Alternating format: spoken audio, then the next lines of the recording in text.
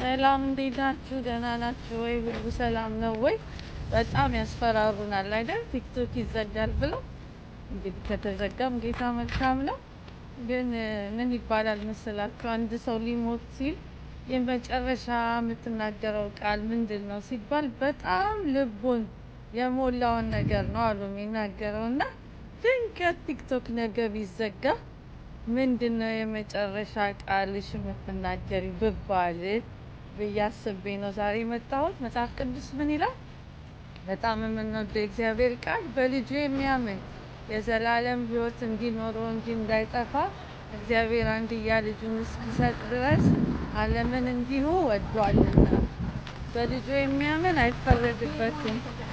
በልጁ የማያምን ግን በአንዱ በእግዚአብሔር ልጅ ስላላመነ አሁን ተፈርዶበታል ይላልና ጌታ ኢየሱስ እውነተኛና ብቸኛ መንገድ ነው።